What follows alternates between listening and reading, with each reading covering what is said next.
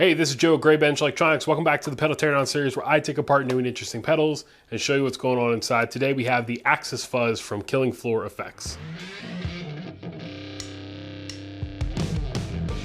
All right, so we have the Axis Fuzz from Killing Floor Effects. I was actually over at my local guitar center and they happened to have one of these in the case, and I thought, oh, that's an interesting pedal.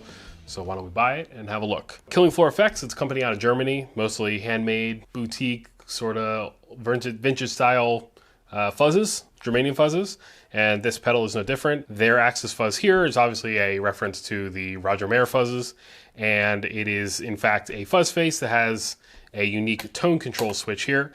The other controls, of course, are the standard fuzz face, volume, and fuzz. This version was what I figured to be a upgraded version of the normal fuzz because it's got this sort of chrome placard, and you've of course got the Axis Fuzz and it's sort of etched into the chrome overlay on this piece of plastic, and then Killing Floor down here at the bottom, affixed with 4 Phillips head screws, and I'm doing my best to keep the fingerprints off this thing because it is very prone. The outer shell is I guess, stamped or pressed metal enclosure. I know there are other fuzz pedals, especially like the Tone Bender, that had this style enclosure, and I'm not sure, usually for older fuzzes like that, the enclosures came from other industries or other purposes. The fuzz face famously was the floor plate or the base plate of a mic stand, so I'm not sure where this came from, maybe like the treadle for a sewing machine, but anyway, it's definitely meant to harken back to those classic Tone Bender enclosures of the 60s. Top mounted jacks. And on this version, the input and output jacks are like the modern convention, so input on the right, output on the left. Latching foot switch. The exterior is painted. I don't think it's powder coat. It's not particularly durable paint. As you can see, it's already got some chipping happening. On the back, we have rivets for what we'll see is the battery connector, and the 4 rubber feet are affixed with the same screws that hold on the back plate. These rubber feet do have internal metal washers, which is good. I talked about the trials and tribulations of using the screws to mount the rubber feet to the enclosure with the JHS DoD mishmash preamp pedal. And when you have that, you run the risk, you're losing threading into the enclosure, you're compressing the rubber feet, which could damage them.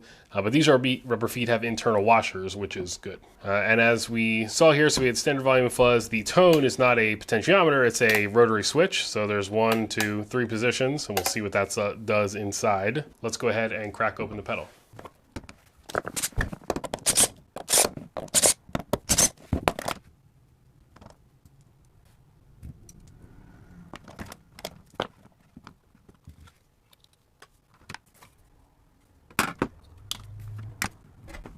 All right, so here's the inside of the Axis Fuzz from Killing Floor. So you can see sort of vintage style build here, all hand wired. The PC board, or not even actually a printed circuit board, it's just a piece of thick cardboard with eyelets riveted or pressed into them. All through-hole components, obviously. The resistors here appear to be the Allen Bradley style resistors. The back door here has some information, and we'll look at all this, but it does specify, yeah, Allen Bradley resistors. The 2 transistors here. So the 2 transistors, they're marked CV7007. They're also marked K/B. Those are military markings saying that it met military designation. The CV mark is also military. It's just the military version of the standard consumer part number.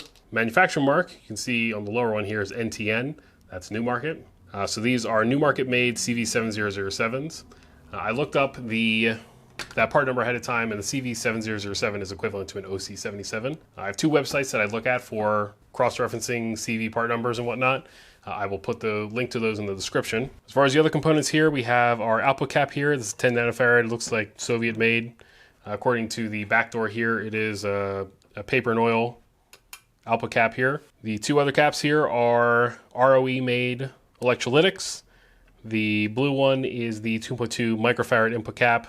The gold one here is the 22 microfarad bypass cap. We also have 2 blue trim pots here. These are the collector resistances for Q1 and Q2 respectively. These will be able to fine tune the bias of the 2 transistors, which is important for the sound of the fuzz face. They're also multi-turn pots, so 10 turns, meaning you can really very slowly move through the resistance of the trim pot so that you can dial in the exact voltage you want. As far as the other components, we have alpha potentiometers. Input and output jacks are the plastic Neutrik or Amphenol style. Rotary switch here, it looks like an alpha switch, and the foot switch also looks to be an alpha 3-pole double throw. Battery snap unmarked, board is handmade. You'll also notice that the wiring has been loomed together, which means they're wrapped to bundle them together.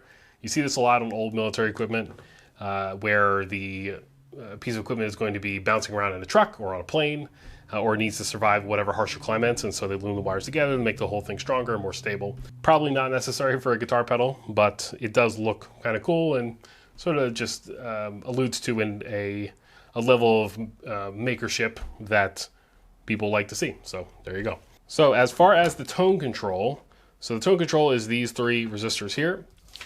And what they are doing, got the old fuzz face schematic here. So these 3 resistors are taking the place of the 470 here. That's part of the voltage divider that creates the output for the fuzz face. So instead of 470, number 1, we have a different value. This is, we'll say this is the 1.2K. And then we have 2.2K, that's the middle resistor there, and 3.3K. Then the way the switch is hooked up is like this. It's coming there, here, this is here, this connection doesn't exist, and then this is coming up here, and this is your rotary switch. So this is switching between the 3 different values of the upper resistor here, and that is, as the name of the control implies, it is going to affect the tone of the fuzz face. It's also going to affect the bias of the transistor, which we'll prove in a second. So that's how the switch is working. It's returning different connections, switching each of these 3 resistors into the circuit, replacing this one fixed resistor on the original fuzz face. Also, an interesting feature of the switch, which was a good choice by the designer, is this is called a make before break switch, an MBB switch. And what that means is, very briefly, while switching between the 2 different resistors, the little contact that's moving between those 2 lugs is going to touch the second one. So for example, let's say we're switching from this resistor here connected to this lug, and this resistor here, we're going to go from this one to this one. As you make that turn to make that connection, very briefly, before that the little metal piece that's moving between these 2 lugs, before it leaves or breaks the connection for this first resistor, it's touching this second contact. So very briefly, the 2 resistors are in parallel with each other as you turn the control. The alternative is a break before make switch, a BBM switch, and that, if you did that, you'd be very briefly disconnecting the power to the second transistor, and it would make a pop sound. So it was a good choice by the designer to use a make before break switch, so that very briefly, instead of a pop, you just get a quick leg blurp of a different tone, but it's not going to be like aggressive or painful to hear. And also, if your stuff's cranked up, it's not going to do damage to your speakers or your amplifier. So that was the correct choice to make, a make before break switch. All right, so with fuzz faces, I always like to see where the transistors are biased. So obviously you have control over the bias with the 2 trim pots, that's why they're there. But it's interesting to see just where builders are putting their fuzz faces when they send them out. Now, of course, someone could have messed with these. I was at least the second-hand owner, if not other people. Assuming that the trim pots weren't changed by previous owners, then this is where the Killing Floor people have it set. Our battery's at 9.15, which is fine. Pop this into the pedal. Also need a input jack to complete the circuit for the battery.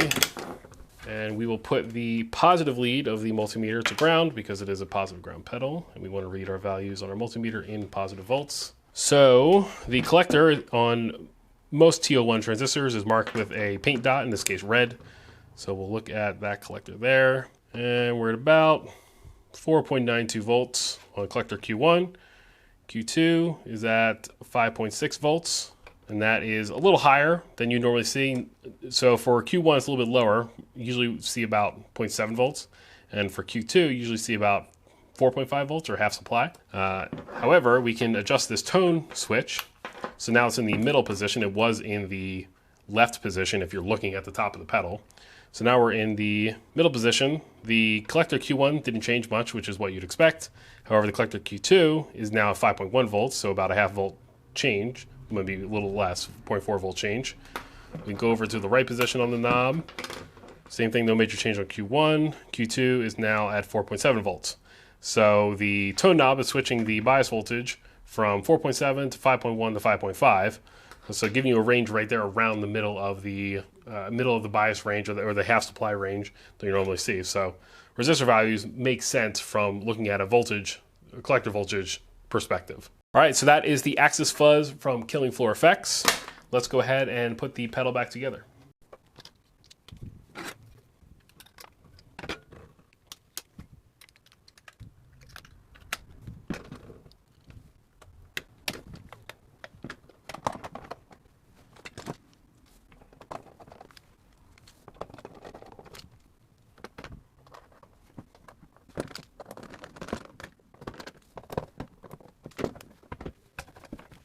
All right, so that was the teardown on the Axis Fuzz from Killing Floor Effects. If you have any questions or recommendations for a pedal you want to see on a future teardown episode, let me know in the comments. If you enjoyed the video, I'd appreciate you hitting the like button and subscribing, and hit the notification bell if you want to know when I make a new video.